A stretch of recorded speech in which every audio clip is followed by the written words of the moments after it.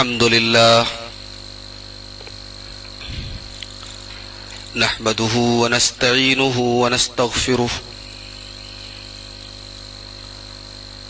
ونعوذ بالله من شرور أنفسنا ومن سيئات أعمالنا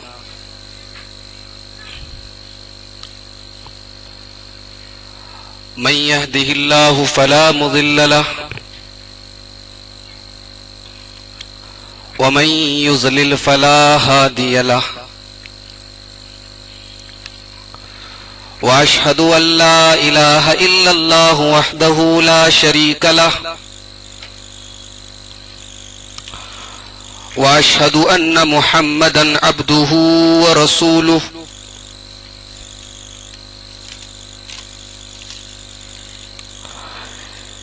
يا أيها الذين آمنوا اتقوا الله حق تقاته ولا تموتن إلا وأنتم مسلمون يا أيها الذين آمنوا اتقوا الله حق تقاته ولا تموتن إلا وأنتم مسلمون يا أيها الناس اتقوا ربكم الذي خلقكم من نفس واحدة وخلق منها زوجها وبث منهما رجالا كثيرا ونساء واتقوا الله الذي تساءلون به والأرحام إن الله كان عليكم رقيبا يا أيها الذين آمنوا اتقوا الله وقولوا قولا سديدا يصلح لكم أعمالكم ويغفر لكم ذنوبكم ومن يطع الله ورسوله فقد فاز فوزا عظيما أما بعد فإن خير الحديث كتاب الله وخير الهدي هدي محمد صلى الله عليه وسلم وشر الأمور محدثاتها وكل محدثة بدعة وكل بدعة ضلالة وكل ضلالة في النار. أعوذ بالله من الشيطان الرجيم. بسم الله الرحمن الرحيم. سبحان الذي أسرى بعبده ليلا من المسجد الحرام إلى المسجد الأقصى الذي باركنا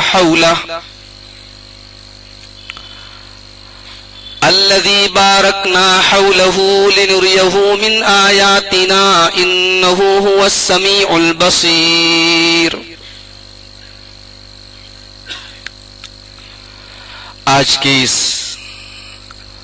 عظیم الشان پروگرام کے صدر محترم، اسٹیج کے اوپر جلوہ افروز معزز موقر علماء کرام، محترم بزرگوں، نوجوان بھائیوں، پردہ نشین ماں اور بہنوں، آج کا یہ پروگرام مسجد اقصی کی ہزاروں سال کی تاریخ، اس سے جڑے واقعات اور اس کے خلاف جو سازشیں ہو رہی ہیں ان کو بے نقاب کرنے کے لیے آج کا یہ پروگرام منعقد کیا گیا. ایک سیشن آپ سماعت فرما چکے ہیں، یہ پروگرام کا دوسرا سیشن ہے. مجھے جو عنوان ملا ہے مسجد اقصی حضرت سلیمان علیہ السلام سے لے کر سلطان صلاح الدین ایوبی تک. اس سے پہلے کہ میں مسجد اقصی کی تاریخ بیان کروں آپ کے سامنے، مسجد اقصی کہتے کس کو ہیں؟ اقصی کے معنی ہوتے ہیں دور والا. مسجد اقصی دور والی مسجد. چونکہ یہ مسجد حرام سے کافی دور ہے اس لیے اس کا یہ نام پڑا، یا بعض علماء نے یہ کہا ہے کہ مسجد اقصی کا نام مسجد اقصی اس لیے پڑا کیونکہ جس وقت مسجد اقصی تھی دنیا میں سب سے دوری پر عبادت کا گھر یہی تھی، یہی مسجد تھی، سب سے دوری پر یہی مسجد قائم تھی دنیا میں۔ بعض علماء نے مسجد اقصی کا نام مسجد اقصی اس لیے پڑا، اس کی ایک وجہ یہ بیان کی ہے کہ یہ مقدس جگہ ہے، ہر قسم کی گندگیوں سے دور ہے یہ، اس لیے اس کا نام اقصی پڑا۔ عام طور سے ہم یہ سمجھتے ہیں کہ مسجد اقصی بیت المقدس کے اندر جو ایک مسجد ہے اس مسجد کا نام مسجد اقصی یا بیت المقدس ہے۔ صرف اس مسجد کا نام بیت المقدس یا القدس یا الاقصی نہیں ہے، اس پورے کمپاؤنڈ کا نام ہے جو تقریباً 27 ایکڑ پر مشتمل ہے۔ اس میں 5 مسجدیں ہیں، مسجد قبلی، مسجد عمری اور بھی مسجدیں ہیں۔ تو اس پورے ایریا کو جو دیواروں سے گھرا ہوا ہے، جس کے اندر عیسائیوں کے مطابق ان کی بعض مقدس جگہ ہیں، یہودیوں کا دعویٰ ہے کہ ہماری بعض مقدس جگہیں، اور مسلمانوں کی تو مسجد اقصی ہی ہے جہاں جو حضرت عمر فاروق رضی اللہ عنہ کے زمانے میں قائم ہوئی۔ یہ جو پوری باؤنڈری ہے، پورا کمپاؤنڈ ہے القدس، جس کو انگریزی میں جیروسلم بولتے ہیں، عربی میں یروشلم بولتے ہیں۔ یہ اس کے بارے میں سب سے پہلی بات تو آپ یہ سمجھ لیں اس کی تعمیر کس نے کی، مسجد اقصی کی یا بیت المقدس کی تعمیر کس نے کی؟ عام طور سے یہ کہا جاتا ہے کہ اس کی تعمیر حضرت سلیمان علیہ السلام نے کی، اور آج ہمارا عنوان بھی حضرت سلیمان سے شروع کیا جا رہا ہے، لیکن یہ غلط ہے۔ بیت المقدس کی تعمیر سلیمان علیہ السلام نے نہیں کی، سلیمان علیہ السلام نے تجدید کی ہے۔ کیوں؟ آئیے پہلے یہ سمجھ لیتے ہیں کہ سلیمان علیہ السلام کو کیوں کہا جاتا ہے اس کا بانی۔ ایک حدیث ہے جسے امام منذری الترغیب و ترہیب میں لائے ہیں، اللہ کے پیارے نبی صلی اللہ علیہ وسلم فرماتے ہیں لما فرغ سلیمان ابن داؤد من بناء بیت المقدس، جب حضرت سلیمان علیہ السلام بیت المقدس کی تعمیر سے فارغ ہو گئے، دیکھیں یہ الفاظ ہیں حدیث کے، جب سلیمان علیہ السلام بیت المقدس کی تعمیر سے فارغ ہو گئے تو انہوں نے اللہ سے 3 دعائیں کی۔ ایک دعا یہ کی کہ اے اللہ تو مجھے ایسا فیصلہ کرنے کی صلاحیت دے جو فیصلہ تیرے فیصلے کے مطابق ہو، حکمن یوافق حکمہ، ایسا فیصلہ کرنے کی صلاحیت دے جو تیرے فیصلے کے مطابق ہو۔ کیا مطلب؟ یعنی میں جو فیصلہ کروں بالکل صحیح ہو، کریکٹ ہو، اس کا ٹیلنٹ مجھے دے۔ اور دوسری دعا یہ کی کہ مجھے ایسی بادشاہت دے جو میرے بعد کسی کو نہ ملے۔ اور تیسری دعا یہ کی حضرت سلیمان علیہ السلام نے کہ اس مسجد میں، مسجد اقصی میں، بیت المقدس میں جو آدمی نماز پڑھنے کے لیے آئے الا خرج من ذنوبہ کیوم ولدتہ امہ، یہاں نماز پڑھنے کے لیے جو آئے تو نماز پڑھ کے جب وہ یہاں سے نکلے تو ایسے نکلے جیسے ماں کے پیٹ سے بچہ نکلتا ہے، گناہوں سے بالکل پاک اور صاف ہو کر جائے۔ اللہ کے پیارے نبی صلی اللہ علیہ وسلم فرماتے ہیں، یہ صحیح حدیث ہے، کہ اس میں سے 2 دعائیں تو حضرت سلیمان کی قبول ہوئیں۔ اللہ تعالیٰ نے ان کو ایسا فیصلہ کرنے کی صلاحیت بھی دی جو اللہ کی مرضی کے مطابق ہوا کرتا تھا، اور اللہ تعالیٰ نے ان کو بادشاہت بھی بہت عجیب و غریب تھی، ہواؤں پر ان کا کنٹرول ہے، جنات ان کے قابو میں ہیں، پرندوں کی بولیاں سمجھتے ہیں، وغیرہ وغیرہ۔ تیسری دعا کے بارے میں اللہ کے نبی نے فرمایا وَأَرْجُو، مجھے امید ہے أَن يَكُونَ قَدْ أُعْطِيَ الثَّالِثَةَ، کہ تیسری دعا بھی ان کی قبول ہو گئی۔ اس حدیث پاک سے یہ معلوم ہوا کہ بیت المقدس کے اندر، مسجد اقصی کے اندر نماز کی بڑی فضیلت ہے۔ اس حدیث کو بعض علماء نے استدلال اس سے کیا ہے کہ مسجد اقصی کی تعمیر سلیمان علیہ السلام نے کی، مگر بخاری اور مسلم کی ایک حدیث کچھ اور بتاتی ہے۔ آئیے وہ حدیث بھی دیکھ لیتے ہیں۔ حضرت ابو ذر غفاری رضی اللہ تعالیٰ عنہ اللہ کے نبی سے پوچھتے ہیں ایو مسجد وضع فی الارض اول، اے اللہ کے رسول دنیا میں سب سے پہلی مسجد کون سی بنی؟ اللہ کے نبی نے فرمایا المسجد الحرام، مسجد حرام بنی، خانہ کعبہ بنا۔ پوچھا ثم ایون، اس کے بعد کون سی مسجد بنی؟ قالا بیت المقدس، اللہ کے نبی صلی اللہ علیہ وسلم فرمایا کہ دوسری مسجد جو دنیا میں بنی وہ کون سی بنی؟ بیت المقدس۔ حضرت ابو ذر غفاری نے پوچھا کم بینہما، دونوں کے بیچ میں کتنا فاصلہ تھا، دونوں کتنے پیریڈ کے بیچ میں بنی، یعنی مسجد حرام کے کتنے زمانے کے بعد مسجد اقصی بنی؟ تو اللہ کے رسول نے فرمایا 40 سنتن، 40 سال۔ 40 سال کا لفظ بتا رہا ہے کہ مسجد حرام یعنی خانہ کعبہ اور بیت المقدس دونوں کی تعمیر ایک ہی نسل کے لوگوں نے کی ہے۔ یہ بات معلوم ہو رہی صدی سے، 40 سال کا پیریڈ بہت لمبا پیریڈ نہیں۔ اب اگر ہم یہ مانتے ہیں کہ خانہ کعبہ کی تعمیر حضرت ابراہیم علیہ السلام نے کی ہے اور بیت المقدس کی تعمیر حضرت سلیمان علیہ السلام نے کی ہے، تو دونوں کے بیچ میں 1000 سال سے بھی زیادہ کا فاصلہ ہے۔ تو اس حدیث کا پھر ہمارے پاس کیا جواب ہوگا؟ اسی لیے علامہ ابن الجوزی کہتے ہیں کہ دیکھو حقیقت یہ ہے کہ نہ تو خانہ کعبہ کو ابراہیم علیہ السلام نے بنایا تھا اور نہ مسجد اقصی کو سلیمان علیہ السلام نے بنایا تھا، خانہ کعبہ کو آدم علیہ السلام نے بنایا تھا۔ حالانکہ اس میں بھی اختلاف ہے کہ خانہ کعبہ کی بنیاد کس نے رکھی، بعض علماء نے کہا فرشتوں نے رکھی، بعض علماء نے کہا کہ آدم علیہ السلام نے رکھی، لیکن فرشتوں والی بات صحیح معلوم نہیں ہوتی، اس لیے کہ خانہ کعبہ انسانوں کی عبادت کا گھر ہے، زیادہ قرین قیاس باتیں اسے انسانوں نے بنایا۔ تو حضرت آدم، علامہ ابن الجوزی کہتے ہیں کہ حضرت آدم نے بنایا اور انہوں نے ہی مسجد اقصی بھی بنائی یا ان کی کسی اولاد نے بنائی، دونوں کے بیچ میں 40 سال کی گیپنگ ہے۔ حضرت ابراہیم نے خانہ کعبہ کو ریبلڈ کیا تھا، اس کی دوبارہ تعمیر کی تھی، اس لیے دیکھیے آپ قرآن کے الفاظ کیا ہیں، وَإِذْ يَرْفَعُ إِبْرَاهِيمُ الْقَوَاعِدَ مِنَ الْبَيْتِ وَإِسْمَاعِيلُ، یاد کرو جب ابراہیم علیہ السلام خانہ کعبہ کی بنیادوں کو اٹھا رہے تھے، یعنی بنیاد پہلے سے موجود تھی، اس کے اوپر، اس فاؤنڈیشن کے اوپر حضرت ابراہیم علیہ السلام گھر بنا رہے تھے۔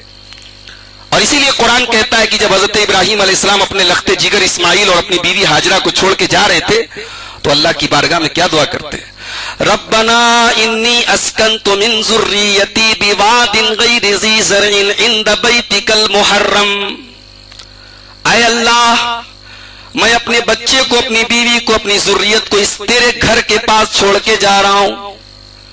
اللہ تعالیٰ نے انڈیکیٹ کر دیا تھا کہ یہی میرا گھر ہے، یہی خانہ کعبہ ہے، لیکن زمانے کے ساتھ ساتھ وہ گھر، اس کے آثار ختم ہو گئے تھے، حضرت ابراہیم علیہ السلام نے دوبارہ اس کی تعمیر کی۔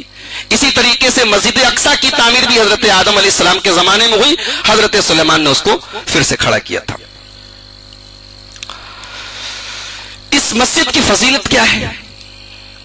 اس کی سب سے پہلی فضیلت تو یہی ہے کہ ایک مسلمان کے لیے تیسری سب سے مقدس جگہ ہے، خانہ کعبہ کے بعد اور مسجد نبوی کے بعد تیسری سب سے مقدس جگہ ہمارے لیے بیت المقدس ہے، اور یہ تمام انبیاء کرام کا قبلہ رہا ہے مسجد حرام سے پہلے، اور 17 مہینے تک تو مسلمانوں نے بھی اسی کو قبلہ بنا کے نماز پڑھی، اس کے بعد تحویل قبلہ کا حکم آیا ہے۔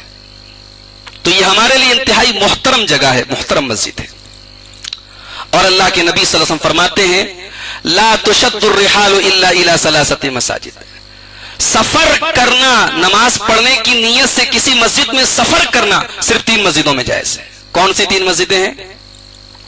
تینوں میں سے کوئی انڈیا میں نہیں ہے، مسجد حرام، مسجد نبوی اور بیت المقدس، مسجد اقصی۔ یہ 3 جگہیں ایسی ہیں جہاں ثواب کی نیت سے سفر کرنا جائز ہے۔ آج کہاں کہاں لوگ سفر کر رہے ہیں ثواب کی نیت سے؟ 3 مسجدیں ہیں، اور جگہوں کی تو بات چھوڑو۔ اور اس مسجد کے ساتھ ایک بہت بڑا واقعہ یہ جڑا ہوا ہے کہ اللہ کے پیارے نبی صلی اللہ علیہ وسلم کو معراج کا جو سفر ہوا، اس معراج کے سفر کی پہلی منزل ہے بیت المقدس۔ مسجد حرام سے معراج کا سفر شروع ہوا ہے اللہ کے پیارے نبی مسجد اقصی تک پہنچے ہیں اور وہاں آپ نے تمام انبیاء کرام کی امامت کرائی ہے، اور وہاں سے آپ نے آگے کا سفر، آسمانی سفر طے کیا ہے۔ اسی لیے معراج کا مطلب ہوتا ہے چڑھنا، وہیں سے آپ بلندی کی طرف چڑھے ہیں۔ تو یہ سفر معراج کی پہلی منزل ہے، یہ ہمارے نبی کی امامت گاہ ہے، جہاں ہمارے نبی کو تمام نبیوں کا امام بنایا گیا۔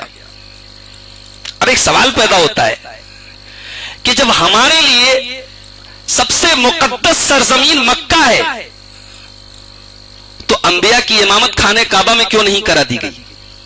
سفر معراج خانہ کعبہ سے ہی کیوں نہیں کرایا گیا؟ مسجد اقصی سے کیوں کرایا گیا؟ ایک سوال پیدا ہوا۔ جواب اس کا یہ ہے کہ مسلمانوں کے پہلے دنیا کی امامت بنی اسرائیل کے ہاتھ میں دی گئی تھی۔ اللہ تعالیٰ نے بنی اسرائیل کو تمام عالمین پر فضیلت دی تھی، اب وہ فضیلت ٹرانسفر ہو رہی تھی امت محمدیہ علی صاحب صلوات والسلام پر۔ یہ میسج دیا گیا کہ اے میرے نبی، اب دنیا کی قیادت اور امامت آپ کی امت کے ہاتھوں میں جا رہی ہے، اب آپ اللہ کے آخری رسول ہیں، لہٰذا مسجد اقصی میں جو آپ سے پہلے تمام نبیوں کی کا مسکن رہا ہے، انبیاء بنی اسرائیل کا مسکن رہا ہے، ان کی عبادت گاہ رہی ہے، وہاں پر آپ سارے نبیوں کی امامت کرائیں تاکہ یہ واضح ہو جائے کہ اب آپ کی امت ہی اس دنیا کی قیادت کرے گی۔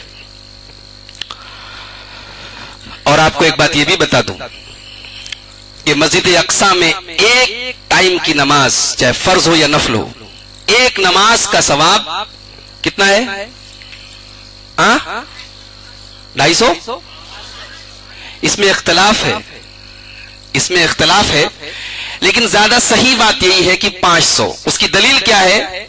امام بیہقی ایک حدیث لایا سنن الصغریٰ میں، حضرت ابو درداء انصاری رضی اللہ تعالیٰ عنہ کہتے ہیں اللہ کے پیارے نبی نے فرمایا فضل الصلاة فی المسجد الحرام علی غیرہ 100,000 صلاۃ۔ مسجد حرام میں ایک وقت کی نماز، ایک نماز کا ثواب 1,00,000 نماز کے برابر۔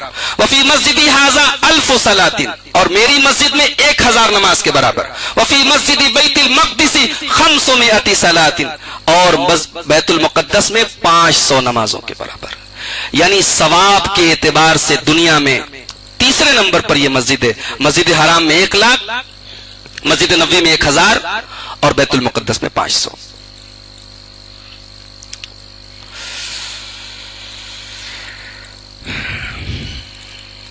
حضرت ابراہیم علیہ السلام عراق سے ہجرت کرنے کے بعد یہیں پہنچے تھے۔ قرآن کریم نے 4 جگہ پر اس سرزمین کو، اس جگہ کو برکت والی سرزمین کہا ہے۔ اللہ تعالیٰ نے فرمایا وَنَجَّيْنَاهُ وَلُوطًا إِلَى الْأَرْضِ الَّتِي بَارَكْنَا فِيهَا لِلْعَالَمِينَ، ہم نے ابراہیم علیہ السلام کو اور لوط علیہ السلام کو برکت والی سرزمین پر نجات دی۔ اس کی تاریخ کہاں سے ملتی ہے؟ عیسیٰ علیہ السلام کے پیدا ہونے کے 3000 سال پہلے کی تاریخ نہیں معلوم ہے، اس کے پہلے خاموش ہے تاریخ، پتہ نہیں وہاں کا کیا حال تھا۔ عیسیٰ علیہ السلام کے 3000 سال پہلے، ان کے پیدا ہونے کے 3000 سال پہلے بیت المقدس پر یبوسی نام کی ایک قوم کا قبضہ تھا، جیبوسائٹس۔ یہ کون لوگ تھے؟ یہ عرب کے قبیلے کنعان سے ان کا تعلق تھا۔ انہی کے نام پر القدس کا نام، یروشلم کا نام جبوس پڑا۔ یہ لوگ دین توحید پر تھے۔ کیوں؟ کیونکہ ابراہیم علیہ السلام جب ہجرت کر کے فلسطین پہنچے تھے تو انہی یبوسیوں کا ایک بادشاہ تھا، اس کا نام تھا ملکی صادق۔ ملکی صادق یا ملک السلام اس کا نام تھا، اسی کے نام پر القدس کا نام اورسالم پڑا، جو بعد میں یروشلم یا جیروشلم ہو گیا۔ اچھا ایک بات آپ کو بتاؤں میں، یہودی لوگ آج کیا بولتے ہیں کہ ہم لوگ حضرت یعقوب علیہ السلام کی اولاد ہیں، ان کے پیروکار ہیں، اور اس شہر کو انہوں نے ہی آباد کیا تھا، لہٰذا اس پر ہمارا قبضہ ہے، اس پر ہمارا حق ہے۔ وہ بار بار یہی کہتے ہیں کہ ابراہیم علیہ السلام، یعقوب علیہ السلام یہ سب یہودی تھے، ہم لوگ ان کی اولاد ہیں، اس کے اوپر ہمارا حق ہے۔ قرآن کیا کہتا ہے؟ قرآن کہتا ہے کہ ابراہیم علیہ السلام اور ان کی اولاد مسلمان تھی، توحید پر تھی. تم شرک میں مبتلا. آج کے یہودی اور عیسائی سر سے پیر تک شرک میں مبتلا ہے، دنیا بھر کی گندگیوں میں مبتلا ہے، سور کھاتے ہیں، شراب پیتے ہیں. تمہیں تعلق، تمہیں نسبت نہیں ہے ابراہیم علیہ السلام سے کوئی. تمہیں شرم آنی چاہیے کہ تم اتنے جلیل القدر پیغمبر کے ساتھ اپنی نسبت جوڑتے ہو جو توحید کے علمبردار تھے. تم شرک کے علمبردار ہو، وہ توحید کے علمبردار تھے، وہ مسلمان تھے. یہ نہ سمجھا جائے کہ مسلمان یہ صرف 1400 سال پہلے آئے ہیں. ہر زمانے میں توحید پر چلنے والے، توحید کو ماننے والے مسلمان ہی کہلائے ہیں. قرآن کریم کا پہلا پارہ کا آخری رکوع آپ دیکھیے. وَمَن يَرْغَبُ عَن مِّلَّةِ إِبْرَاهِيمَ إِلَّا مَن صَفِيَ نَفْسَهُ وَلَقَدِ اسْتَفَيْنَاهُ فِي الدُّنْيَا وَإِنَّهُ فِي الْآخِرَةِ لَمِنَ الصَّالِحِينَ. ابراہیم کے طریقے کو وہی آدمی چھوڑے گا جو بے وقوف ہوگا، جو احمق ہوگا، جو نادان ہوگا. ابراہیم علیہ السلام کو اللہ تعالیٰ نے دنیا میں بھی اونچا مقام دیا اور آخرت میں بھی اونچا مقام دیا. اذ قال له ربه اسلم، جب اللہ تعالیٰ نے ابراہیم سے کہا کہ ابراہیم تم اسلام لے آؤ، تم مسلمان بن جاؤ. قال اسلمت لرب العالمین، تو ابراہیم علیہ السلام نے فوراً کہا کہ ہاں اللہ میں اسلام لاتا ہوں. وَوَصَّى بِهَا إِبْرَاهِيمُ بَنِيهِ وَيَعْقُوبُ، اور اسی اسلام کے اوپر چلنے کی وصیت ابراہیم علیہ السلام نے بھی اپنی اولاد کو کی تھی، یعقوب علیہ السلام نے بھی اپنی اولاد کو کی تھی. ان یہودیوں کو کوئی حق نہیں ہے کہ یہ ابراہیم خلیل اللہ جو دین توحید پر تھے، یہ حضرت یعقوب علیہ السلام جو دین توحید پر تھے، ان کے ساتھ یہ اپنا ناتا جوڑے. اسی لیے قرآن کہتا ہے ما کان ابراہیم یہودی ولا نصرانیہ، ابراہیم نہ تو یہودی تھے نہ عیسائی تھے، ولیکن کان حنیفا مسلما، بلکہ پکے مسلمان تھے. وما کان من المشرکین، مشرک نہیں تھے. اور قرآن نے یہ بھی کہہ دیا کہ ابراہیم کے اوپر، ابراہیم کی مسجد کے اوپر، ابراہیم کے اوپر سب سے بڑا حق اہل ایمان کا ہے. ان اول الناس بابراہیم للذین اتبعوه وهذا النبی والذین آمنوا، ابراہیم کے اوپر ان کے ماننے والوں کا حق ہے، اس نبی محترم آخری نبی کا حق ہے، اور ایمان والوں کا حق ہے. تو محترم سامعین، اس بات کو آپ اپنے دماغ میں رکھیں کہ یہودیوں کا جو یہ دعویٰ ہے، اور پچھلے 1350 سال سے مسجد اقصی مسلمانوں کے کنٹرول میں ہے. ان لوگوں نے زبردستی خیانت کر کے مسلمانوں کے سینے میں خنجر گھونپا ہے اور اس کے اوپر ناجائز قبضہ جما کے بیٹھے. 1350 سال کے پیریڈ میں بیچ میں تقریباً 100 سال کا پیریڈ ایسا گزرا تھا جب عیسائیوں کا اس کے اوپر قبضہ تھا، اور اس کو سلطان صلاح الدین ایوبی نے، اللہ انہیں جزائے خیر دے، اس مرد مجاہد نے بیت المقدس کو پھر سے اہل توحید کے قبضے میں دلوایا. فرعون کا جب زمانہ آیا تو فلسطین کے اوپر ایک قوم تھی، اس کا نام تھا عمالقہ، بڑی ظالم قوم تھی اور بڑی زبردست قوم تھی، اس کا قبضہ تھا. اللہ تعالیٰ نے موسیٰ علیہ السلام کو پیدا کیا فرعون جیسے ظالم کا مقابلہ کرنے کے لیے. جو بچوں کو قتل کروا دیتا تھا، اللہ تعالیٰ نے اسی کے گھر میں حضرت موسیٰ علیہ السلام کی پرورش کروائی اور موسیٰ علیہ السلام کو اس کی ہلاکت کا سبب بنایا. قرآن کریم اس واقعے کا ذکر کرتا ہے وَإِذْ نَجَّيْنَاكُمْ مِنْ آلِ فِرْعَوْنَ يَسُومُونَكُمْ سُوءَ الْعَذَابِ. قرآن کریم عبرت کی کتاب ہے، نصیحت کی کتاب ہے، اور تاریخ عالم کی بھی کتاب ہے. وہ ہمیں دنیا کی تاریخ بھی بتاتی ہے، قوموں کی تاریخ، لیکن عام تاریخ کی کتابوں کی طرح کون کب پیدا ہوا، کون کب مرا، کس نے کتنی عمر پائی، قرآن یہ سب نہیں بتاتا. قرآن اگر تاریخ پر بھی گفتگو کرتا ہے، قرآن میں اگر تاریخ بھی بتائی گئی ہے تو اس کے عبرتناک پہلو بتائے گئے. بتاؤ، سوچو کہ عقل میں یہ بات آتی ہے کہ وہی فرعون جس کے بارے میں اللہ تعالیٰ نے قرآن میں کہا ان فرعون علا فی الارض، فرعون کا دبدبہ تھا، فرعون جو اپنے آپ کو رب کہتا تھا، ساری قوم اس کے آگے سجدہ کرتی تھی. جس کو کسی کاہن نے بتا دیا کہ تیری قوم میں ایک لڑکا پیدا ہوگا جو بڑا ہو کے تجھے قتل کرے گا، تو ایک طرف سے سارے بچوں کو قتل کرنے کا حکم دے دیا. اللہ تعالیٰ نے اسی کے گھر میں ایسی سبیل پیدا کر دی. اللہ تعالیٰ قادر مطلق ہے. اللہ تعالیٰ اس لیے کہتے ہیں اللہ کی رحمت سے کبھی مایوس نہیں ہونا چاہیے. آج پوری دنیا کے حالات ہمارے خلاف ہیں. ہمارے ملک کے حالات آپ دیکھیں، مسجدوں کے اندر گھس کے مؤذن کو مارا جا رہا ہے، اماموں کو مارا جا رہا ہے. ہماری شریعت میں مداخلت ہو رہی ہے عورتوں کو انصاف دلانے کے نام پہ. لیکن اللہ کی رحمت سے ہم ابھی بھی مایوس نہ ہوں. ہم اپنے کردار کو سنواریں، دین کی طرف پلٹیں. انشاءاللہ اللہ تعالیٰ اسلام کے دشمنوں کو ہی اسلام کی تائید کا سبب بنائے گا انشاءاللہ. تو فرعون کے گھر میں موسیٰ پلے، اور ایک دن آیا کہ جب موسیٰ علیہ السلام بنی اسرائیل کو لے کے بڑھ رہے ہیں اور پیچھے فرعون کا لشکر پیچھا کر رہا ہے، سامنے سمندر ہے. موسیٰ علیہ السلام کی قوم کہتی ہے اے موسیٰ سامنے سمندر ہے، پیچھے فرعون ہے، کوئی دوسرا راستہ نہیں ہے، بھاگ نہیں سکتے. انا لمدرکون، موسیٰ علیہ السلام ہم پکڑ لیے جائیں گے. قوم ڈر گئی کہ اب تو ہم پکڑ لیے جائیں گے. لیکن موسیٰ علیہ السلام کا اللہ کی ذات پر یقین دیکھو، اعتماد دیکھو، بھروسہ دیکھو. سامنے سمندر ہے، پیچھے فرعون کا لشکر ہے، کوئی راستہ نہیں ہے، کوئی بچنے کی سبیل نہیں ہے. لیکن موسیٰ علیہ السلام بڑے اطمینان سے جواب دیتے کلا ان معی ربی سیہدین، میرا رب میرے ساتھ ہے، وہ ضرور کوئی نہ کوئی راستہ نکالے گا. اور قرآن کہتا ہے فلما تراءت الجمعان، فرعون بالکل قریب آ گیا، فرعون کا لشکر بالکل قریب آ گیا، سامنے آمنے سامنے آ گئے. اللہ تعالیٰ نے موسیٰ علیہ السلام سے کہا کہ اپنی لاٹھی کو سمندر کے پانی میں مارو. سمندر کے بیچ میں راستہ بن گیا. اور کیسا راستہ بنا؟ کالطود العظیم، دونوں طرف پانی رک گیا، پانی کی لہریں رک گئی، دونوں طرف پہاڑ کی طرح پانی کھڑا ہو گیا. موسیٰ علیہ السلام آرام سے پانی کے بیچ میں جا رہے ہیں. موسیٰ علیہ السلام جب جانے لگے تو فرعون کے لشکریوں نے دیکھا رے یہ لوگ تو راستہ بن گیا، پانی میں سے جا رہے ہیں. وہ لوگ بھی پیچھے پیچھے اسی راستے میں ہو لیے.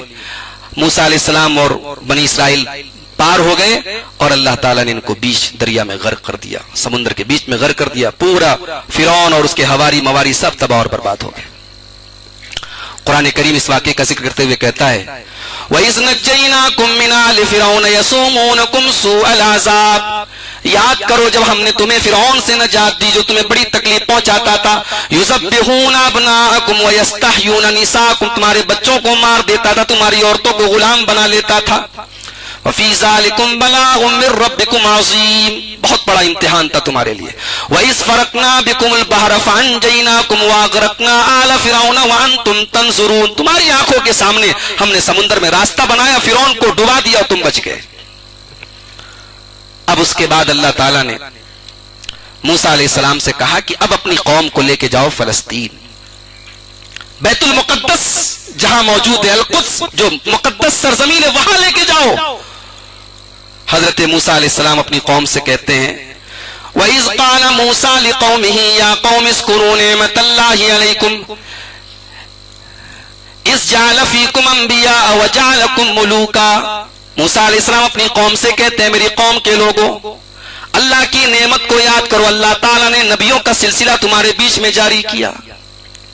ابراہیم علیہ السلام کے بعد سارے انبیاء انہی کی نسل سے آئے ہیں، سارے انبیاء اسحاق علیہ السلام کی نسل سے آئے، اور ہمارے اور آپ کے آخری نبی محمد الرسول اللہ صلی اللہ علیہ وسلم اسماعیل علیہ السلام کی نسل سے آئے.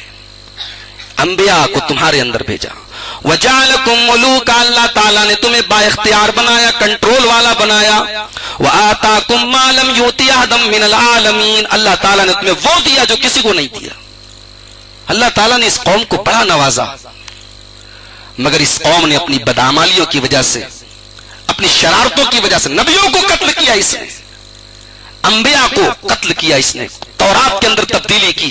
اللہ تعالیٰ نے ایسی پھٹکار اور ایسی لعنت ان کے اوپر نازل کی کہ آج مسلمان 5 ٹائم کی نماز پڑھتا ہے تو جب تک ان کے مغضوب علیہم ہونے کا اقرار نہیں کر لیتا اس کی نماز کمپلیٹ نہیں ہوتی.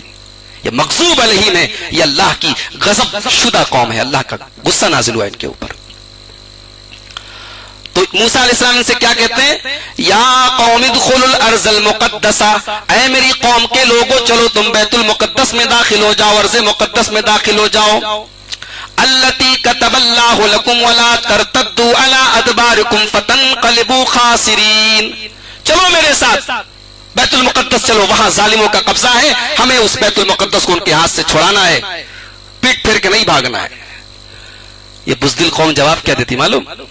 जवाब देती है आलू या मूसा इन्न फीहा कौमन जब्बारीना व इन्ना लन नदखुलहा हत्ता यखरुजू मिनहा फइन यखरुजू मिनहा फइन्ना दाखिलून। कहा कि है मूसा, फलस्तीन में तो बड़े जालिम और बड़े जोरावर लोगों की हुकूमत है, एक काम करो उनको वहां से पहले निकलवा दो, तब हम चलेंगे वहां। ये है, ये इस कौम का हाल है। मीठा मीठा हफ कड़वा कड़वा थो, कुछ करना ना पड़े। और आज अल्लाह माफ करे, आज हमारा वही मिजाज बनता चला जा रहा है। मसाइल को हल करना है, कोशिश कुछ नहीं करेंगे, हाँ व्हाट्सएप पर शेयर कर देंगे, फेसबुक पे डाल देंगे, हाँ साहब हमारे साथ ये हो रहा है। ये मसाइल हल कैसे होंगे, इसकी कोई स्ट्रेटेजी हमारे पास नहीं। पूरी दुनिया में आज हम जलीलो खार, और हम कर क्या रहे हैं? हम व्हाट्सएप पर शेयर कर रहे हैं, सोशल मीडिया पे शेयर कर रहे हैं कि हाँ देखो भाई हम बहुत परेशान हैं, हम लुट रहे हैं, पिट रहे हैं। ये कौम कहती है मूसा से कि ए मूसा, हम वहां तभी जाएंगे जब वहां से जालिम कौम निकल जाएगी, जब्बारीन निकल जाएंगे। क़ाल रजुलान मिनल्लज़ीना यख़ाफ़ूना अनअमल्लाहु अलैहिम उदख़ुलू अलैहिमुल बाबा फ़इज़ा दख़लतुमूहु फ़इन्नकुम ग़ालिबून। पूरे बनी इसराइल में दो आदमी थोड़े अल्लाह वाले थे, अल्लाह से डरने वाले थे। दो लोगों ने कहा एक काम करो, चलो तो सही बैतुल मुक़द्दस के अल-कुद्स के गेट तक तो पहुंचो, दरवाजे तक तो पहुंचो, फिर अल्लाह ताला हिम्मत दे देगा, अंदर चले जाएंगे। इतना तो करो, इतना तो करो कि गेट तक चलो। तो ये कमबख्त जवाब क्या देते हैं? क़ालू या मूसा इन्ना लन नदखुलहा अबदा मा दामू फीहा फज़हब अंत व रब्बुका फ़क़ातिला इन्ना हाहुना क़ाइदून। कहा कि है मूसा साहब सुन लो, हम तो जाने वाले नहीं हैं, जब तक वो लोग वहां पर हैं हम जाने वाले नहीं। आप जाइए, आपका रब जाए, लड़े, हम नहीं लड़ेंगे। अस्तगफिरुल्लाह। ये इस कौम का जवाब है जिसको अल्लाह ने इतना नवाजा था। इनके लिए आसमान से रेडीमेड खाना आता था भाइयों, रेडीमेड खाना हम लोगों को कभी नहीं मिला। अल्लाह ताला ने मन्नो सलवा इनके लिए उतारा था। वो कौम कह रही कि जाओ मूसा अपने रब से कहो वो लड़े और तुम लड़ो, हम नहीं लड़ने वाले। एक तरफ ये हैं, एक तरफ मोहम्मदुर रसूलुल्लाह के सहाबा है। ग़ज़वा बद्र के पहले अल्लाह के प्यारे नबी अपने सहाबा से कहते हैं, पूरी सिचुएशन बता के, कि मेरे सहाबा ऐसे ऐसे हालात हैं, 1000 का लश्कर आ रहा है, कौन है जो मेरा साथ देगा? मुहाजिरीन में से बार बार सहाबा उठ रहे हैं, अल्लाह के नबी हम साथ देंगे, हम साथ देंगे। अल्लाह के नबी फिर वही कह रहे, कौन है जो मेरा साथ देगा? अंसारी साहब किराम समझ के इशारा हमारी तरफ है। अंसार के सरदार खड़े हुए, कहा है अल्लाह के नबी, अल्लाह की कसम मूसा की कौम नहीं है जो आपसे ये कह दे कि आप जाइए लड़िए, हम नहीं लड़ने वाले। आए अल्लाह के नबी आप हुक्म तो दीजिए, अपनी जानें कुर्बान कर देंगे, सब कुछ कुर्बान कर देंगे, अल्लाह की राह में दरेग नहीं करेंगे, एक बार भी पीछे नहीं पलटेंगे। अल्लाह ताला ने अगर इस्लाम को सहाबा किराम के जरिए गलबा दिया है तो इसलिए दिया है कि सहाबा हिम्मती थे, सहाबा बहादुर थे, सहाबा जानिसार थे, सहाबा बुज़दिल नहीं थे, सहाबा बैठने वालों में से नहीं थे। उनके अंदर अपने नबी के मिशन के लिए, इस्लाम के लिए कुर्बानी का जज्बा मौजूद था। मूसा अलैहिस्सलाम मायूस हो गए, अल्लाह की बारगाह में हाथ उठाया, कहते हैं ऐ अल्लाह इन्नी ला अमलिकु इल्ला नफ्सी व अखी। ऐ अल्लाह मैं क्या कर सकता हूं, इतनी जालिम कौम है ये, इतनी बेहया और बेगैरत कौम है, अल्लाह मैं क्या करूं, मैं अपना मालिक हूं, इनका मालिक नहीं हूं। कितने मायूस है, कितने बेबस है। मूसा अलैहिस्सलाम के अल्फाज बता रहे हैं। मूसा अलैहिस्सलाम कहते रब्बी इन्नी ला अमलिकु इल्ला नफ्सी व अखी फफरुक बैनना व बैनल कौमिल फासिकीन। आय अल्लाह मेरे बीच में, हमारे बीच में और इस जालिम कौम के बीच में तू फैसला कर दे। आय अल्लाह मैं थक गया हूं, इनके बीच में, हमारे बीच में फैसला कर दे। अल्लाह ताला ने कहा कि अब फइन्नहा मुहर्रमतुन अलैहिम 40 सनतन, अब तो ये 40 साल तक बैतुल मुक़द्दस में जा भी नहीं सकते। अब अल्लाह ताला ने अजाब नाजिल कर दिया, अब 40 साल तक तुम लोगों को यही सहरा के अंदर परेशान रहना है। मैदान तीह के अंदर 40 साल तक बनी इसराइल परेशान रहे। और उसी दौरान हजरत हारून अलैहिस्सलाम जो हजरत मूसा के भाई थे, उनका इंतकाल हो गया। حضرت موسیٰ علیہ السلام اپنے بھائی کے انتقال کے بعد ہمت کرتے ہیں اور بنی اسرائیل کو لے کر آگے بڑھتے ہیں اردن کے راستے سے، لیکن راستے میں حضرت موسیٰ کی موت کا بھی ٹائم آ جاتا ہے۔ موسیٰ علیہ السلام کی موت کا جب ٹائم آتا ہے تو موسیٰ علیہ السلام کے پاس موت کا فرشتہ آتا ہے، بخاری کی روایت ہے، فرشتہ کہتا ہے کہ میں موت کا فرشتہ ہوں، آپ کو مارنے آیا ہوں۔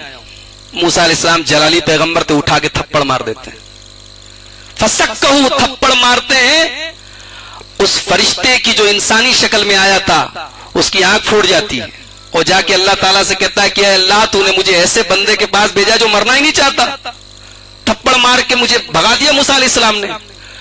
اللہ تعالیٰ نے کہا کہ جاؤ موسیٰ سے کہو کہ اپنا ہاتھ ایک بیل کی پیٹھ پر رکھے، اور اس کے ہاتھوں کے نیچے جتنے بیل کے بال آئیں اتنے سال کی زندگی ہم اور عطا کرتے ہیں۔ موسیٰ علیہ السلام نے کہا کہ اے اللہ اس کے بعد موت آئے گی۔ کہا اے اللہ اگر ایسی بات ہے تو مجھے ابھی موت چاہیے، الان مجھے ابھی موت دے دے، لیکن اے اللہ میں تجھ سے سوال کرتا ہوں کہ تو مجھے ارض مقدس کے قریب میں، بیت المقدس کے قریب میں تجھے موت عطا فرما۔ اللہ تعالیٰ نے موسیٰ علیہ السلام کی یہ دعا قبول فرمائی۔ اللہ کے پیارے نبی فرماتے کہ اگر میں وہاں ہوتا تو وہاں کے راستے میں ایک مقام پر میں موسیٰ علیہ السلام کی قبر تم لوگوں کو دکھا دیتا۔ بخاری کی روایت ہے۔ موسیٰ علیہ السلام کے بعد اللہ تعالیٰ نے بنی اسرائیل میں یوشع ابن نون کو نبی بنایا، یہ بنی اسرائیل کو لے کر آگے بڑھے، نہر اردن کو پار کیا، لیکن ابھی بھی بیت المقدس پر ان کا کنٹرول نہیں ہوا۔ پھر حضرت داؤد علیہ السلام کا زمانہ آیا۔ حضرت داؤد علیہ السلام کا جب زمانہ آیا اس وقت بیت المقدس میں جالوت نام کے ایک ظالم آدمی کی حکومت تھی۔ قرآن کریم میں سورہ بقرہ میں اللہ تعالیٰ نے واقعہ ذکر کیا ہے، أَلَمْ تَرَ إِلَى الْمَلَئِ مِن بَنِي إِسْرَائِيلَ مِن بَعْدِ مُوسَىٰ إِذْ قَالُوا لِنَبِيٍّ لَهُمُ ابْعَثْ لَنَا مَلِكًا نُقَاتِلْ فِي سَبِيلِ اللَّهِ۔ یاد کرو جب اللہ تعالیٰ نے جب بنی اسرائیل کے اندر ان کے نبی نے ان سے کہا ابعث لنا ملکا نقاتل فی سبیل اللہ، جب انہوں نے اپنے نبی سے کہا بنی اسرائیل کے لوگوں نے کہ اے ہمارے پیغمبر اللہ سے کہو کہ کوئی بادشاہ بھیج دے تاکہ ہم اللہ کی راہ میں جہاد کریں، یعنی اب ان کو سمجھ میں آ رہا ہے کہ بیت المقدس کا راستہ جہاد کے راستے سے ہے، بیت المقدس کو فتح کرنا ہے تو جہاد کرنا پڑے گا۔ تو اب کہہ رہے ہیں اپنے نبی سے داؤد علیہ السلام سے کہ اللہ تعالیٰ سے کہیے کوئی بادشاہ بھیج دے۔ تو حضرت داؤد نے کہا قال هل عصيتم ان كتب عليكم القتال الا تقاتلوا قالوا وما لنا الا نقاتل في سبيل الله وقد اخرجنا من ديارنا وابنائنا۔ حضرت داؤد نے کہا کہ کیا تمہارا کیا بھروسہ ہے، کیا گارنٹی ہے اللہ تعالیٰ تمہیں جہاد کا حکم دے تم پھر پیچھے پلٹ جاؤ؟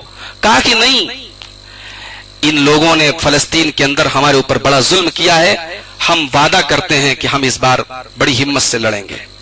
تو اللہ تعالیٰ نے طالوت کو ان کا بادشاہ بنا دیا۔ طالوت کون تھا؟ طالوت جو ہے انہی کی قوم بنی اسرائیل کے اندر ایک عام آدمی تھے، بہت پیسے والے نہیں تھے۔ ان کو جب بادشاہ بنایا گیا اللہ تعالیٰ کی طرف سے تو اس پر بھی اعتراض، کہنے لگے کہ اللہ تعالیٰ نے بادشاہ بنایا تو کسی امیر آدمی کو کیوں نہیں بنایا، کسی پیسے والے کو کیوں نہیں بنایا؟ تو حضرت داؤد نے کہا کہ اللہ تعالیٰ نے ان کو بادشاہ اس لیے بنایا ہے وَزَادَهُ بَسْطَةً فِي الْعِلْمِ وَالْجِسْمِ کہ اللہ تعالیٰ نے ان کو علم اور جسم کی صلاحیت دی ہے۔ بادشاہت کے لیے انسان کے مالدار ہونا، خوشحال گھرانے سے ہونا یہ شرط نہیں ہے، بادشاہت کے لیے لوگوں پر کی قیادت کرنے کے لیے انسان کا جسم کے اعتبار سے طاقتور ہونا اور علم کے اعتبار سے ٹیلنٹڈ ہونا ضروری ہے۔ کہا کہ اس لیے اللہ نے ان کو بادشاہ بنایا۔ اس کے بعد اللہ تعالیٰ نے بہرحال طالوت کی قیادت میں، حضرت داؤد علیہ السلام اور طالوت کی قیادت میں یہ لوگ آگے بڑھے اور جالوت سے مقابلہ کیا۔ وقتل داؤد جالوت، اور حضرت داؤد نے جالوت کو قتل کر دیا۔ اور اس کے بعد حضرت طالوت کے انتقال کے بعد حضرت داؤد علیہ السلام بادشاہ بن گئے۔ حضرت داؤد علیہ السلام نے بیت المقدس کو پھر سے تعمیر کیا، بیت المقدس کو یعنی شہر کو تعمیر کیا، لیکن ابھی وہاں مسجد نہیں بنائی ہے۔ مسجد بنانے کا ارادہ تھا حضرت داؤد علیہ السلام کا، لیکن حضرت داؤد علیہ السلام اپنا ارادہ کمپلیٹ نہیں کر پائے، اس کے پہلے ان کا انتقال ہو گیا۔ حضرت داؤد علیہ السلام کے بعد ان کے بیٹے سلیمان علیہ السلام نے وہاں پہ مسجد بنائی، اللہ کی عبادت بنائی، جس کو آج یہودی ہیکل سلیمانی کہتے ہیں۔ اس کو ٹیمپل آف سولومن بولتے ہیں، سلیمان علیہ السلام کا مندر ٹیمپل بولتے ہیں، جبکہ وہ عبادت خانہ تھا، مسجد تھی، عبادت کا گھر تھا، حضرت سلیمان علیہ السلام نے وہاں پہ بنایا۔ اس کے بعد حضرت سلیمان علیہ السلام کی تعمیر کرنے کے بعد پھر بنی اسرائیل کے اندر بگاڑ آیا، اور پھر جب ان کے اندر بگاڑ آیا تو اللہ تعالیٰ نے بابل کے بادشاہ بخت نصر کو ان کے اوپر مسلط کر دیا۔ سلیمان علیہ السلام کے 350 سال کے بعد بخت نصر نام کا بابل سے آیا ہوا ظالم بادشاہ تھا، اس نے پورے بیت المقدس کو برباد کیا، اس ہیکل سلیمانی کو جلا ڈالا، ختم کر دیا، برباد کر دیا، گھروں میں گھس گھس کے لوگوں کو مارا۔ پھر بنی اسرائیل نے توبہ کی، اصلاح کی، تو اللہ تعالیٰ نے ایران کے بادشاہ سائرس کو بھیجا، اس نے یہودیوں کو دوبارہ یروشلم جانے کی اجازت دی اور ہیکل سلیمانی کی تعمیر کرنے کی اجازت دی، لیکن جیسی تعمیر اس مسجد کی حضرت سلیمان علیہ السلام نے کی تھی ویسی دوبارہ نہیں ہو سکی۔ تو یہ سب سے بڑی تباہی ہوئی تھی بیت المقدس کی، جو بخت نصر کے زمانے میں ہوئی تھی۔ اس کے بعد عیسیٰ علیہ السلام دنیا میں آئے۔ عیسیٰ علیہ السلام جب آئے تو یہودیوں نے ان کا بھی مذاق اڑایا، ان کی تکذیب کی، انہیں مارنے کی کوشش کی، اور عیسائیوں کے عقیدے کے مطابق تو حضرت عیسیٰ علیہ السلام کو سولی پر چڑھا دیا۔ ہمارا کیا عقیدہ ہے؟ عیسیٰ علیہ السلام کو اللہ تعالیٰ نے بچا لیا، وما قتلوہ وما صلبوہ ولکن شبہ لہم۔ انہوں نے عیسیٰ علیہ السلام کو مارنے کی کوشش کی، لیکن اللہ تعالیٰ نے ان کے ہمشکل ایک انسان کو ان کا ہمشکل بنا دیا، اور عیسیٰ علیہ السلام کو جسم اور روح سمیت اٹھا لیا۔ تو ان لوگوں نے عیسیٰ علیہ السلام کو بھی قتل کرنے کی کوشش کی۔ اب اللہ تبارک و تعالیٰ نے ان کے اوپر دوبارہ اپنا عذاب نازل کیا، بنی اسرائیل کے اوپر، اور اللہ تعالیٰ نے رومی جنرل ٹیٹس کو ان کے اوپر مسلط کر دیا۔ اس نے یہودیوں کا قتل عام کیا اور پورے ہیکل سلیمانی کو تباہ اور برباد کر دیا۔ قرآن کریم میں 15ویں پارے میں اللہ تعالیٰ نے بیت المقدس کی دونوں تباہیوں کا ذکر کیا ہے، جو ایک بخت نصر کے زمانے میں ہوئی تھی، ایک ٹیٹس کے زمانے میں ہوئی تھی۔ اللہ تعالیٰ فرماتا ہے وَقَضَيْنَا إِلَىٰ بَنِي إِسْرَائِيلَ فِي الْكِتَابِ لَتُفْسِدُنَّ فِي الْأَرْضِ مَرَّتَيْنِ وَلَتَعْلُنَّ عُلُوًّا كَبِيرًا۔ ہم نے اہل کتاب کو، ہم نے بنی اسرائیل کو یہ ان کو فیصلہ سنا دیا کہ جب تم 2 بار زمین میں فساد مچاؤ گے اور 2 بار تمہارے اوپر اللہ کی طرف سے عذاب آئے گا۔ فَإِذَا جَاءَ وَعْدُ أُولَاهُمَا بَعَثْنَا عَلَيْكُمْ عِبَادًا لَنَا أُولِي بَأْسٍ شَدِيدٍ فَجَاسُوا خِلَالَ الدِّيَارِ۔ جب پہلی بار ہمارا عذاب آئے گا تو ایسی ظالم قوم تمہارے اوپر مسلط ہوگی جو تمہارے گھروں میں داخل ہو جائے گی۔ وَكَانَ وَعْدًا مَفْعُولًا، اور اللہ کا وعدہ پورا ہو کر رہے گا۔ یہ بخت نصر کے واقعے کی طرف اشارہ ہے، جو حضرت سلیمان علیہ السلام کے 350 سال کے بعد جب بنی اسرائیل کے اندر بگاڑ آ گیا، شرک آ گیا، اللہ تعالیٰ نے اس قوم کو جتنا نوازا اسی اعتبار سے اس قوم نے ناشکری کی۔ موسیٰ علیہ السلام کوہ طور پر گئے، بچڑے کو معبود بنا لیا، قدم قدم پہ انہوں نے شرک کیا، غلط کام کیے، اللہ تعالیٰ نے اسی کے حساب سے ان کو سزائیں دی۔ تو ایک مرتبہ اللہ تعالیٰ نے بخت نصر کے ذریعے تباہ کیا، اس کے بعد اللہ تعالیٰ فرماتا ہے ثُمَّ رَدَدْنَا لَكُمُ الْكَرَّةَ عَلَيْهِمْ وَأَمْدَدْنَاكُمْ بِأَمْوَالٍ وَبَنِينَ وَجَعَلْنَاكُمْ أَكْثَرَ نَفِيرًا۔ پھر ہم نے تمہیں نوازا، مال دیا، اولاد دیا۔ إِنْ أَحْسَنْتُمْ أَحْسَنْتُمْ لِأَنفُسِكُمْ وَإِنْ أَسَأْتُمْ فَلَهَا۔ پھر اس کے بعد پھر تمہارے اندر بگاڑ آیا۔ فَإِذَا جَاءَ وَعْدُ الْآخِرَةِ لِيَسُوءُوا وُجُوهَكُمْ وَلِيَدْخُلُوا الْمَسْجِدَ كَمَا دَخَلُوهُ أَوَّلَ مَرَّةٍ وَلِيُتَبِّرُوا مَا عَلَوْا تَتْبِيرًا۔ پھر اللہ تعالیٰ نے سن 70 عیسوی میں عیسیٰ علیہ السلام کی پیدائش کے 70 سال کے بعد ٹیٹس کے ذریعے اللہ تعالیٰ نے ان کو برباد کیا، بیت المقدس پورا ختم کر دیا، اس ہیکل سلیمانی کو جلا دیا، اور ان کی عورتوں کے ساتھ ریپ کیا، ان کے گھروں میں داخل ہو گئے۔ اس کے بعد عیسائیت حاوی ہوئی پورے روم کے اندر، رومن امپرر، رومی حکومت، رومی سلطنت کا جب دورہ ہوا تو بیت المقدس عیسائیوں کے قبضے میں آ گیا، اور وہاں ان لوگوں نے چرچ بنا لیا۔ اللہ کے پیارے نبی صلی اللہ علیہ وسلم جب اس دنیا میں تشریف لائے تو اس وقت بیت المقدس میں عیسائیوں کا ہی قبضہ تھا، اور وہاں چرچ وغیرہ موجود تھے۔ اللہ کے پیارے نبی نے قیامت کی ایک نشانی بتائی تھی کہ قیامت کی جو نشانیاں میرے سب سے پہلے جو نظر آئیں گی اس میں سے ایک نشانی یہ کہ بیت المقدس فتح ہو جائے گا۔ بیت المقدس سن 15 ہجری میں حضرت عمر فاروق کے دور میں فتح ہوا، بغیر لڑائی لڑے، بغیر جنگ کیے ہوئے۔ حضرت ابو عبیدہ ابن جراح نے پورے بیت المقدس کا محاصرہ کیا اور ان سے کہا کہ بھئی دیکھو یا تو صلح کر لو یا پھر ہم لڑیں گے، قتل کریں گے تم کو۔ تو آخر میں عیسائیوں نے کہا، بیت المقدس کے جو پادری تھے ان لوگوں نے کہا کہ ہم ایک شرط پر صلح کریں گے، آپ کے امیر المومنین کو آنا پڑے گا صلح کرنے کے لیے، اور براہ راست ڈائریکٹ وہ صلح کریں گے۔ حضرت ابو عبیدہ ابن جراح نے لیٹر لکھا حضرت عمر فاروق کو کہ ایسی سچویشن ہے اور آپ کا آنا ضروری ہے، اور دنیا نے دیکھا کہ مدینہ سے حضرت عمر فاروق رضی اللہ تعالیٰ عنہ ملک شام چلے۔ ہزاروں سال کے بعد بیت المقدس میں اللہ اکبر، اللہ کی تکبیر کی آواز گونجنے والی ہے۔ عمر فاروق لاکھوں مربع میل کا مالک، پوری اسلامی دنیا کا حکمراں، بالکل سادہ لباس میں عام انسان کی طرح اپنے غلام کے ساتھ پہنچے بیت المقدس کے پاس۔ حضرت ابو عبیدہ ابن جراح نے دھیرے سے ان کے کان میں کہا کہ یہ بڑی دنیا کی بڑی سپر پاور قوم ہے، تھوڑا سا ان کا اسٹیٹس کا خیال کرنا چاہیے تھا آپ کو۔ حضرت عمر فاروق نے بڑے غصے میں کہا تھا کہ اے ابو عبیدہ، ان اللہ اعزنا بالاسلام، ہماری عزت ہمارے کپڑوں سے نہیں ہے، ہماری عزت ہمارے حلیے سے نہیں ہے، ہماری عزت ہمارے اسلام سے ہے۔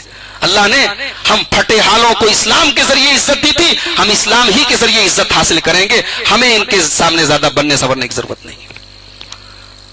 اور سن 15 ہجری کا یہ واقعہ کہ عیسائی پادری نے، افرانوس نے بیت المقدس کی چابیاں حضرت عمر فاروق کے حوالے کی۔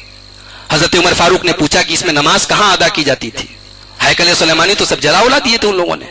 تو اس پادری نے بتایا کہ دیکھیں یہیں پر ہیکل سلیمانی تھا، یہیں پر وہ عبادت خانہ تھا جو حضرت سلیمان علیہ السلام نے بنایا تھا۔ حضرت عمر فاروق نے وہاں پہ نماز ادا کی اور وہیں مسجد قائم ہوئی۔ آج بھی وہ مسجد عمر کے نام سے موجود ہے۔ پھر بعد میں اس مسجد کو اور کشادہ کیا عبد الملک بن مروان نے، پھر ان کے بعد ان کے بیٹے ولید بن عبد الملک نے، پھر مختلف بادشاہوں نے اس مسجد کی توسیع کی، اس کو بہترین سے بہترین بنایا، اور مسلمانوں کا فلسطین کے اندر مسلمانوں کی حکومت رہی اور بڑے امن و شانتی کے ساتھ رہی، کسی پر کوئی ظلم نہیں۔ عیسائی بھی رہتے تھے، یہودی بھی رہتے تھے۔ سن 492 ہجری میں عیسائیوں نے بیت المقدس پر حملہ کیا، اور یہ وہ وقت تھا جب مسلمانوں کے زوال کا وقت تھا۔ مسلمانوں کے حکمراں، مسلمانوں کے خلفاء شراب و شباب اور کباب میں لگے ہوئے تھے۔ فاطمیوں نے، باطنیوں نے ان کے عقیدے کو بگاڑا، اور عیسائیوں نے اپنی لڑکیوں کو استعمال کیا، شراب استعمال کی۔ مسلمان جیسے آج کا مسلمان ہے، اس زمانے میں شراب اور لڑکی کے ذریعے برباد کیا تھا، آج موبائل اور پورن موویز کے ذریعے، بلو فلموں کے ذریعے برباد کیا اس قوم کو۔ وہ مسلمان جو کبھی رات کو اپنے رب کی بارگاہ میں تہجد پڑھا کرتا تھا، اپنے رب کے حضور گڑگڑایا کرتا تھا، آج وہ مسلم اس امت کا نوجوان راتوں کو 2-2 بجے تک لڑکیوں سے باتیں کرتا ہے، موبائل پر بلو فلمیں دیکھتا ہے۔ کیسی چال چلی دشمنوں نے، کیسا اس امت کی کریم کو، اس امت کی امیدوں کو، اس امت کے سرمایہ کو کیسا برباد کر دیا۔ یہی کام کیا تھا آج سے 1000 سال پہلے 5ویں صدی ہجری میں عیسائیوں نے، اور کوئی دنیا میں سوچ نہیں سکتا تھا کہ بیت المقدس پر کبھی مسلمانوں کا تسلط، کنٹرول ختم ہو جائے گا، لیکن اللہ نے وہ دن بھی دکھایا کہ بیت المقدس پر عیسائیوں نے قبضہ کیا، مسجد اقصی کو جلایا، جہاں پر نماز پڑھی جاتی تھی وہاں گھوڑے باندھے گئے، مسلمانوں کی لاشوں سے فلسطین پٹ گیا، 70,000 مسلمانوں کو مارا گیا۔ مسلمانوں نے 500 سال تک وہاں حکومت اس وقت کی تھی، مسلمانوں نے کسی کا قتل نہیں کیا تھا، بڑے امن و سکون کے ساتھ حکومت کی تھی، مگر ان عیسائیوں نے جیسے ہی وہاں کنٹرول پایا 70,000 لوگوں کی لاشیں گرا دی۔ پھر اللہ تعالیٰ نے صلاح الدین ایوبی کو پیدا کیا۔ 91 سالوں کے بعد سلطان صلاح الدین ایوبی نے، اس دور زوال میں بھی اللہ نے سلطان صلاح الدین ایوبی کو کھڑا کر دیا۔ وہ شرابی اور شبابی لوگوں کا دور تھا، لیکن اللہ نے صلاح الدین ایوبی کو پیدا کر دیا۔ اللہ تعالیٰ کی رحمت، ہم تو اللہ سے یہ امید کرتے ہیں کہ شاید آج بھی بیت المقدس کے دروازے کسی صلاح الدین ایوبی کے قدموں کے منتظر ہیں، اور ہم اللہ سے یہی دعا کرتے ہیں کہ اللہ تعالیٰ کوئی صلاح الدین پیدا کرتے۔ آج اللہ کی رحمت سے کیا بعید ہے، ایک زمانہ تھا تاتاریوں کو اللہ تعالیٰ نے ہمارے لیے عذاب کے طور پر اتارا تھا.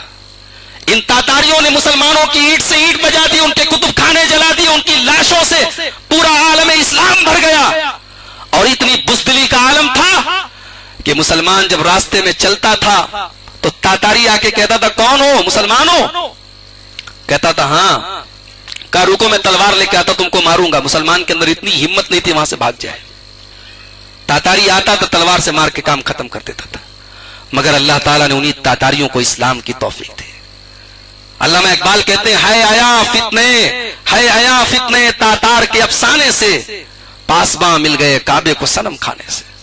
اللہ کی رحمت سے کیا بعید, اللہ تعالیٰ آج بھی صنم خانوں, صنم کی اور بتوں کی پوجا کرنے والوں کو اللہ اپنے گھر کا محافظ بنا دے میرے بھائیوں. لیکن ہمیں اور آپ کو ضرورت ہے صلاح الدین ایوبی کے جیسا کردار پیدا کرنے کی. وہ ایک بادشاہی نہیں تھا, وہ متقی اور پرہیزگار, اللہ والا, شراب و شباب سے دور رہنے والا, اپنی زندگی کے مقصد کو سمجھنے والا تھا. سلطان صلاح الدین ایوبی نے بیت المقدس کو فتح کیا, اس مسجد کی دوبارہ تعمیر کروائی اور بہت خوبصورت ممبر تعمیر کروایا. وہ ممبر ایک زمانے تک موجود تھا, بعد میں ایک یہودی نے اس ممبر کو بھی ایک سازش کے تحت جلا دیا. آج وہ بیت المقدس یہودیوں کے قبضے میں ہے میرے بھائیو. 1948 سے لے کر آج تک اس پر ان کا کنٹرول ہے, اور ان کا منصوبہ ہے, ان کے منصوبے میں, ان کے پروٹوکول میں یہ بات شامل ہے. پہلا ان کا منصوبہ یہ تھا کہ ہم اسرائیل کی راجدھانی اس کا کیپٹل بنائیں گے القدس کو. اس منصوبے میں وہ کامیاب ہو رہے ہیں, کام شروع کر دیا انہوں نے. دوسرا منصوبہ تھا بیت المقدس کو, مسجد اقصی کو گرا کے وہاں وہ اپنا ٹیمپل کھڑا کریں گے, ہیکل سلیمانی. اس مشن کے لیے بھی وہ تیار ہو چکے. تو یہ چونکہ میرا ٹاپک نہیں ہے, مولانا حافظ جاوید ربانی صاحب اس پر بولیں گے کہ اب وہ آگے کی اس کی تاریخ کیا ہے. لیکن میں میرے بھائیوں آپ کو یہی پیغام دینا چاہتا ہوں کہ ہم بیت المقدس کی اس پوری تاریخ میں ہم اپنی تاریخ کو محسوس کر سکتے ہیں. حضرت امام مالک رحمۃ اللہ علیہ کا ایک جملہ ہے, اس جملے کو اپنے کان کے, اپنے دماغ کے کسی کونے میں بٹھا لیجئے. حضرت امام مالک کہتے ہیں لن یفلح آخر هذه الامه الا بما افلح به اولها. یہ امت کامیاب اگر ہوگی تو فارمولہ وہی ہے جو صحابہ کے پاس تھا, فارمولہ وہی ہے جو اس امت کے قرون اولا کے پاس تھا, جو صحابہ اور تابعین کے پاس تھا. لوٹو قرآن و سنت کی طرف, اپنی اپنی زندگیوں کا جائزہ لو. یہ کھانا کمانا, دھندا کرنا, بزنس کرنا, تجارت کرنا, یہ ضرورت تو ہے, مقصد نہیں ہے ہماری زندگی کا. مقصد ہے اللہ تبارک و تعالیٰ کے دین, اللہ رب العالمین کے کلمے کی بلندی. آج بیت المقدس کے اندر گولیاں چل رہی ہیں, بیت المقدس کے اندر اسرائیل کی فوجیں گھس کے مسجد اقصی میں اپنے جوتے پہن کے نمازیوں کو مار رہی ہیں, اور آج پوری مسلم دنیا خاموش پہ نہیں بیٹھی. کس چیز کی کمی ہے ہمارے پاس؟ بادشاہتیں نہیں ہمارے پاس, دولت نہیں ہمارے پاس, آبادی نے ہماری کم ہے. مٹھی بھر یہودی آج ہمارے قبلہ اول پر, اس مسجد پر جہاں ہمارے نبی نے تمام انبیاء کی امامت کرائی تھی, آج اس مسجد کو اپنے کنٹرول میں لیے ہوئے ہیں. میرے بھائیوں, بیت المقدس کی یہ تاریخ ہم سے مطالبہ کرتی ہے کہ اللہ تعالیٰ جب کوئی قوم اپنے عمل کی اصلاح کرتی ہے تو اللہ تعالیٰ نوازتا ہے, اور جب کوئی قوم بگڑتی ہے تو اللہ تعالیٰ مغضوب علیہم بنا دیتا ہے. کبھی آپ نے غور کیا قرآن کریم میں اتنی ڈیٹیل کے ساتھ بنی اسرائیل کی شرارتیں کیوں بیان کی گئی؟ قرآن کریم کا پہلا پارہ کھولو سورۃ البقرہ, یہودیوں کی شرارت شروع. پورے قرآن میں اللہ بار بار یہودیوں کی شرارتیں بیان کر رہا ہے, اور پہلی سورہ فاتحہ ہی میں ہم کو یہ سکھا دیا گیا کہ ہمیں المغضوب علیہم کے طریقے پر نہیں چلنا ہے. میرے بھائیوں, ہم خیر امت ہیں, ہم دنیا کی سب سے بہترین امت ہیں, محمد الرسول اللہ کی امت ہیں. مگر ہم اگر بگڑیں گے, ہم اگر شراب کے رسیا بنیں گے, ہم اگر شباب کے رسیا بنیں گے. آج 31 دسمبر ہے نا, آج نئے سال کا جشن منایا جا رہا ہے. ہوٹلوں میں, 5 اسٹار ہوٹلوں میں رقاصائیں آ رہی ہیں, ناچنے والیاں, گانے والیاں آ رہی ہیں. اور آپ کو شاید یہ بات آپ کے علم میں ہوگی, آپ کو پتا ہوگی کہ مہنگے ہوٹلوں کے پاس ہوتے ہیں, ٹکٹ ہوتے ہیں جہاں ناچ گانے ہوتے ہیں اور شراب ملتی ہے. وہ مہنگے پاس دے کے وہاں جانے والے ایک بڑی تعداد میں ہمارے مسلمان بھائی. गोवा के बीचेस मुसलमानों से भी आबाद है। अरब दुनिया के हालात आप देखें, दुबई अरब की दुनिया का एक मुल्क है दुबई, फहाशी और उरियान का अड्डा और मरकज बना हुआ है। और अब धीरे धीरे जो एक उम्मीदों का हमारे मरकज है सऊदी अरब, जहां हमारे दिलों में की धड़कनें जहां से वाबस्ता है, जहां हमारा किबला है, जहां मक्का और मदीना है, अब वहां भी दुश्मनों की नजरें लगी हुई हैं, उसको वहां के माहौल को भी खराब करने की कोशिश शुरू हो चुकी है। मेरे भाइयों, कम से कम हम अपने इस मुल्क में, अपने माहौल में, हर आदमी अपने घर में छोटे पैमाने पर अपनी अपनी इस्लाह करें। हम यही बैतुल मुक़द्दस की तारीख बयान करके आपको सुना के सिर्फ आप सुन के चले जाएं मकसद नहीं है। मकसद ये है कि हम इस पूरी तारीख में अपने किरदार की तारीख देखें, हम अपनी तारीख देखें, बैतुल मुक़द्दस की तारीख में हम अपने अमल का जायजा लें। आइए हम अल्लाह से दुआ करें, रब्बुल आलमीन हम सबको अपने अपने अमल की इस्लाह करने की तौफीक अता फरमाए। रब्बुल आलमीन हमें अपने मकसद हयात को समझने की तौफीक अता फरमाए। और हम अल्लाह से ये भी दुआ करें, ये मुल्क हमारा है, ये हमारा वतन है, इस मुल्क को हमने सींचा है, इस मुल्क के ऊपर आज बड़ी नापाक निगाहें हैं इस मुल्क के माहौल को खराब करने की, इस मुल्क के भाईचारे को खराब करने की। मेरे भाइयों, इस मुल्क की अमन शांति के लिए हम अल्लाह से दुआ करते हैं, और हम अल्लाह से दुआ करते हैं कि इस मुल्क में हम तमाम इंसानों की और बिलखुसूस हम मुसलमानों की जानो माल अल्लाह ताला तू महफूज रख, हमारी मस्जिदों की तू हिफाजत फरमा। और जिस मस्जिद अक्सा के ऊपर आज का ये पूरा प्रोग्राम है, उस मस्जिद के ताल्लुक से तो हम हर वक्त हर नमाज में दुआ करें कि अल्लाह तू क़िबले अव्वल को हमें लौटा दे, ऐ अल्लाह उन सहयूनियों के कब्जे से उसे नजात दे दे, ऐ अल्लाह हमारी आंखों को उस मस्जिद अक्सा के दीदार से और वहां 2 रकात नमाज पढ़ने के जरिए हमारी आंखों को ठंडक नसीब फरमा। ऐ अल्लाह आलम इस्लाम को एक मर्तबा फिर सलाहुद्दीन अय्यूबी अता फरमा।